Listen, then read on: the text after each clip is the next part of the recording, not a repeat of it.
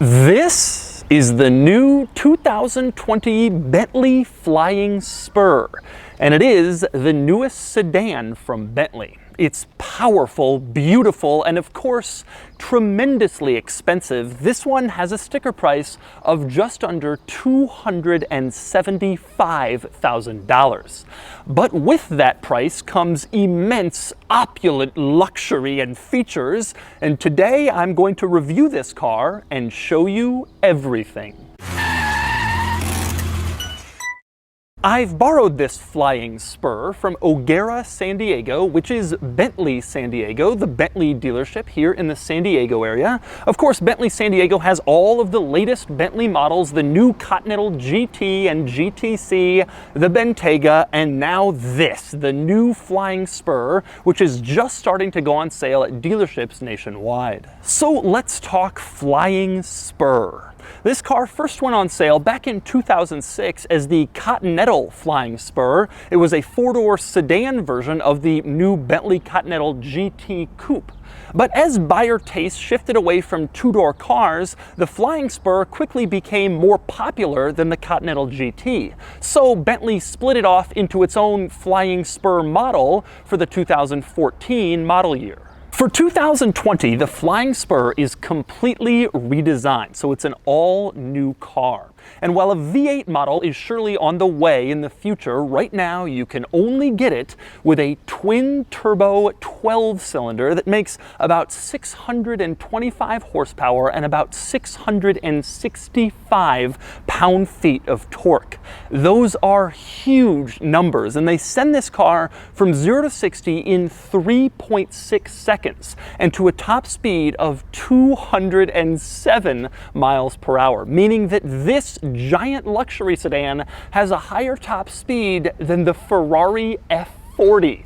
Think about that. The other big news about the 2020 Flying Spur is that it's bigger than before, 5 inches longer than the outgoing model, which means more interior space and more room for crazy luxury items. So today, I'm going to review this car and show them to you. First, I'm going to take you on a tour of the new Flying Spur and show you all of its interesting quirks and features. Then I'm going to get it out on the road and drive it, and then I'm going to give it a DougScore.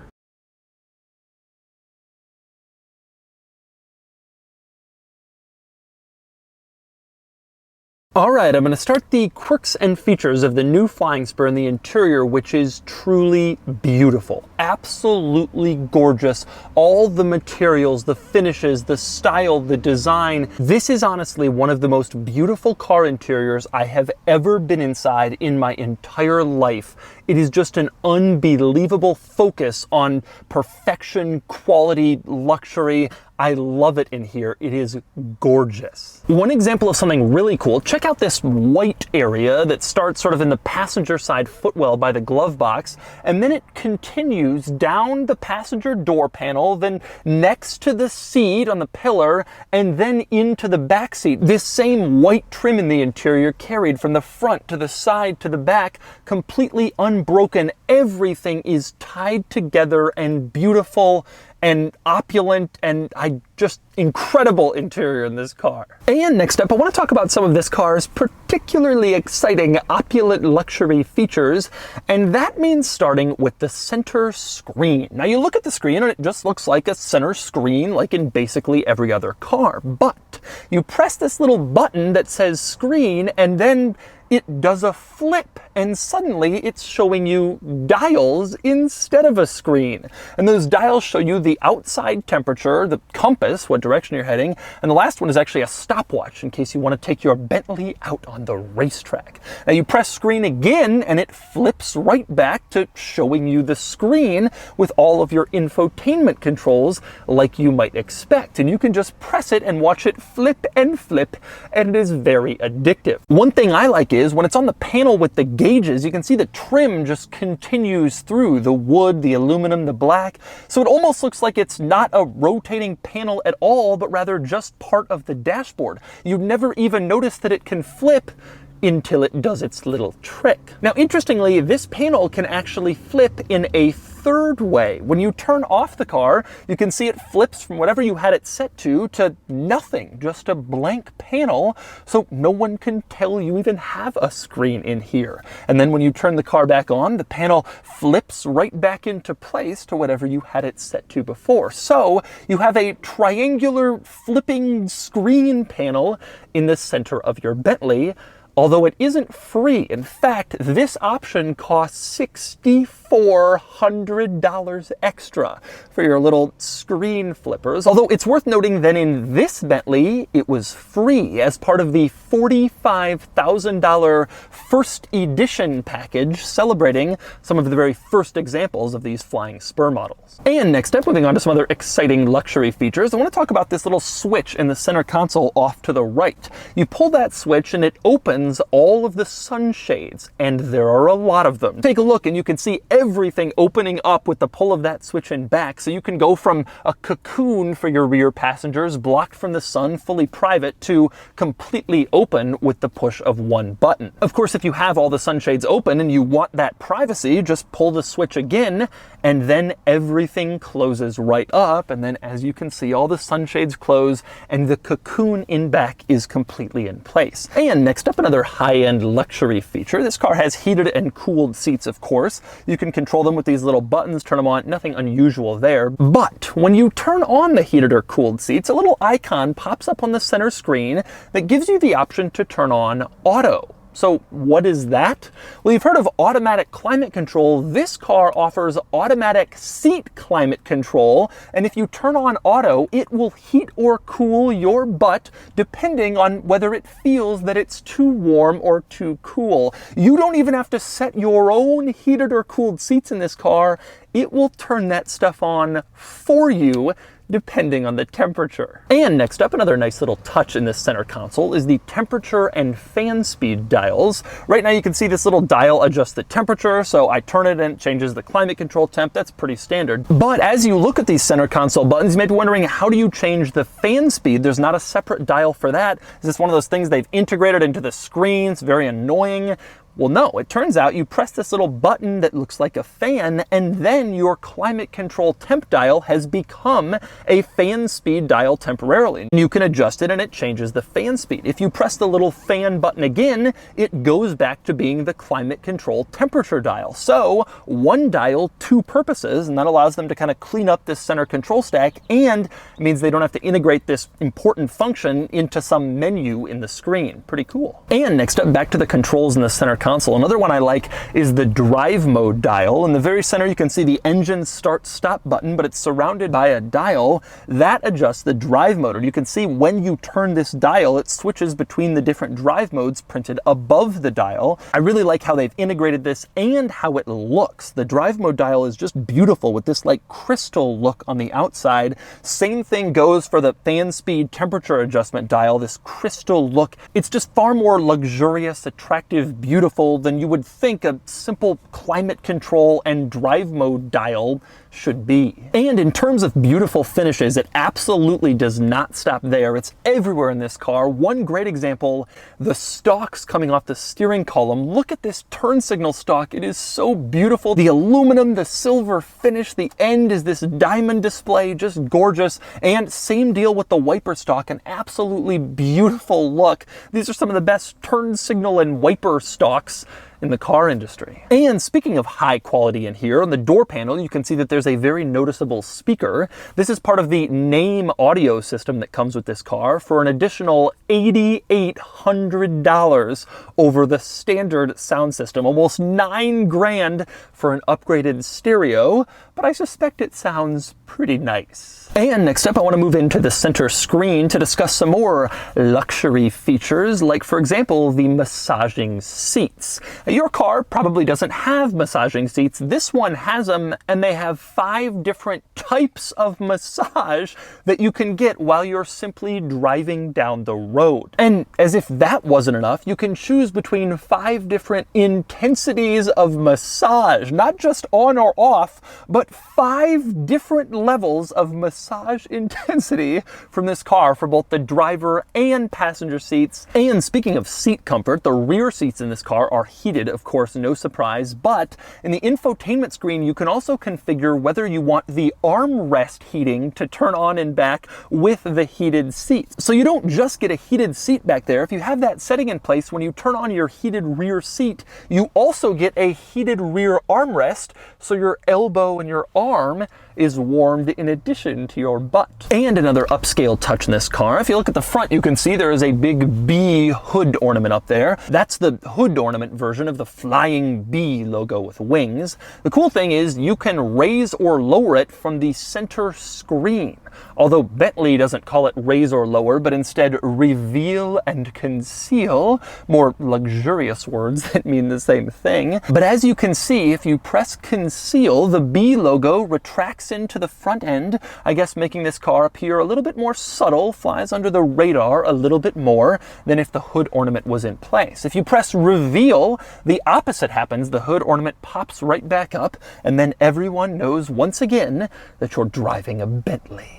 And next up, two more notable items up front in this interior. One is this British flag logo on the passenger side of the dashboard, except you can see the vertical part is the number 1. That's because this is a first edition model, like I've mentioned. Some of the very first Flying Spurs on this new body style that are all built about the same way with basically every option. The other unusual detail up here is the front windows. You can see the windows look fairly normal until you get down to the very frontmost point where there's a tiny little additional window. I guess Bentley had to put that fixed piece in here to make sure that the rest of the window can roll all the way down and there's not a part that's sticking up. But what a small, weird little afterthought looking thing. That's got to be one of the tiniest automotive windows in production today. What a strange piece. And next we move on to the back seat, where there is a lot more luxury and opulence, starting with the headrest pillows. Take a look at these fluffy pillows. A normal headrest is not enough for the luxurious passengers in the back of a Bentley,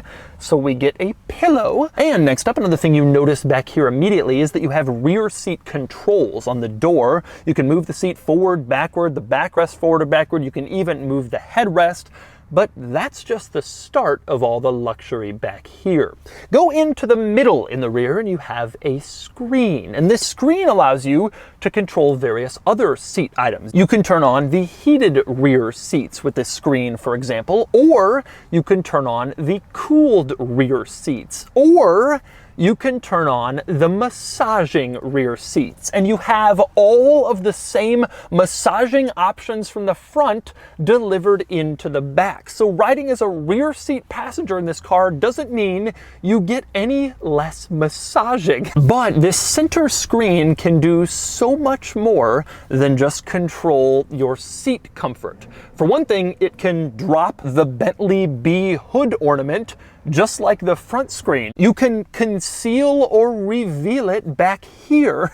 You don't have to be a front seat passenger. The back passengers can decide if the hood ornament goes up or down. And it goes on from there. You can use this rear screen to change the ambient interior lighting, the color, the intensity, and not just for the back seats, but for the entire car. You can use this rear screen to change the media. So what radio station or music player you're listening to, you can adjust that back here.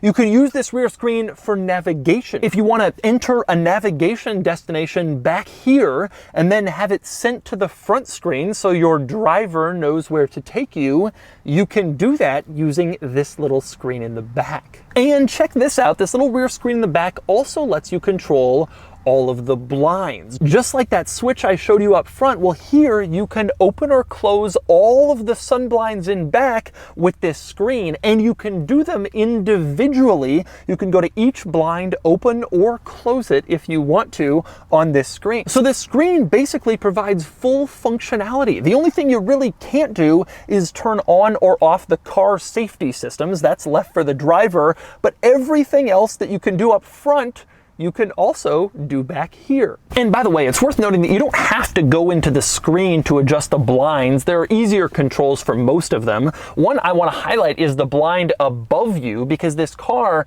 has a giant glass sunroof situation. On the outside, you can see there's just two big glass panels over the entire passenger compartment. The front one opens like a traditional sunroof, but the back one is fixed in place. But you can press these buttons on the rear ceiling to open or close the sun blind over this panel, depending on exactly how much sun you want to enter your rear seat chauffeured experience. And next up, a few other notable items back here. Back here, you also have mirrors that can deploy from the ceiling. You can open them up and then you can look at yourself while you're being chauffeured around. Also, next to the mirror, just in case you couldn't see yourself well enough in the built-in mirror light, you have a little light that you can just tap on to provide more lighting back here. Tap on, tap off, tap on. You have one of those for both rear seats. And just in case that wasn't enough lighting back here, you also have two more of these lights in the center. Tap on, tap off, same kind of thing. So you can have all sorts of different lighting going on back here. And next up, we move on to the center armrest, which isn't really all that special. You can see there's some storage in here if you open up the larger piece, some charge ports. And if you open up the smaller compartment, you have some cup holders, but nothing really unusual there. You can also fold this center armrest back, and then you have a third seat back here, a middle seat.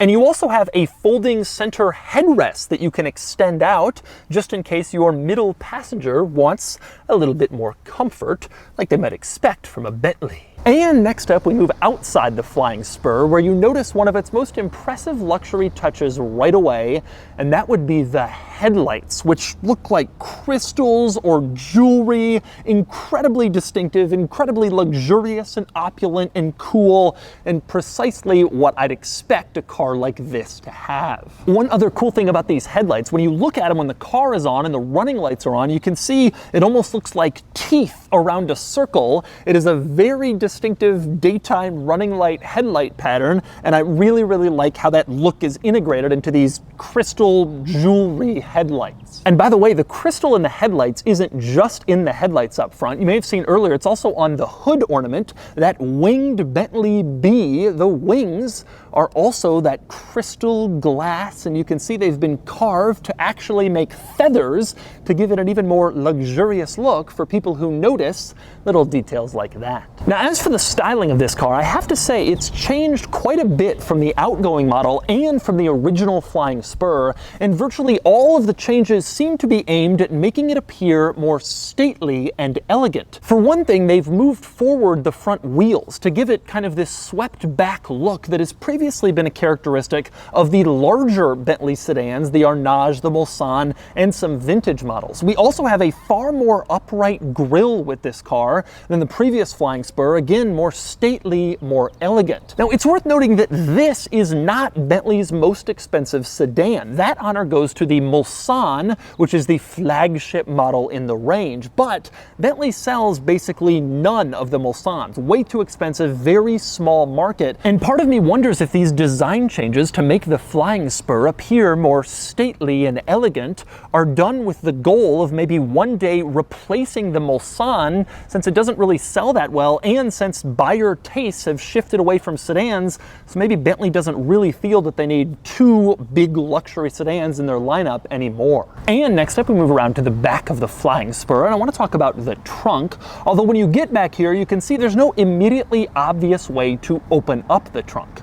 Well, you can use the key, this giant, massive key, perfectly fitting of this opulent, big luxury sedan. Flip it over and there's a little trunk button, but that's the boring way to get in the trunk. The other way is a little more hidden. You see the Bentley logo back here. Well, the little B in the center is the trunk opener button. You push it and the trunk pops open, a little hidden trunk opener. Now, when you're back here, you can see the trunk is really just a trunk. There's nothing particularly special or interesting or unusual in this trunk. It's just a trunk, reasonably large, precisely what you might expect. And finally, we move under the hood and you can see the engine. Now, like I mentioned, a V8 model is probably on the way, but right now, this is all you can get, a turbocharged 12-cylinder. This is actually a W12, one of my very favorite engines in the entire car business because of the way it builds power, the way it feels, and the smoothness and the quietness.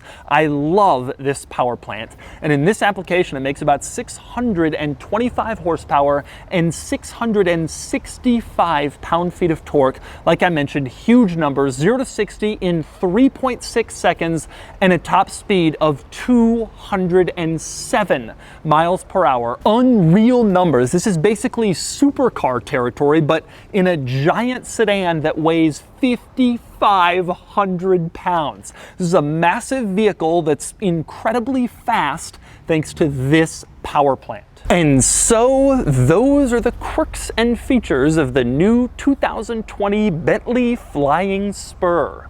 And now it's time to get it out on the road and see how it drives. All right, driving the new Flying Spur. And like I mentioned in the video, the first thing you notice when you get in here is just how beautiful this interior is. It is gorgeous. The materials are amazing. You get in a Rolls Royce that costs twice as much, and in my opinion, it is not as nice as this car, or just as nice. It's just so beautiful. It really does feel like a car that costs more. And then you have the powertrain, and I just love this 6-liter twin-turbo W12. It just hauls, it moves this car so much. But quickly when you're in this car, you realize that it's very quiet and very comfortable, and it just feels so luxurious. The ride quality is just fantastic. Bumps are totally soaked up. The world around you is just drowned out. You don't have to think about it. Oh, the ride is so nice in this car. This is just the most wonderfully wonderful luxury car.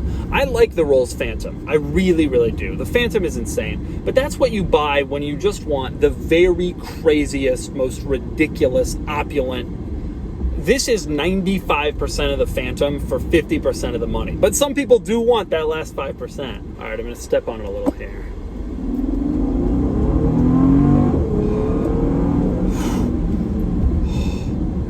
It's so good. One of the great perks of my job is being able to accelerate hard in the Bentley W12.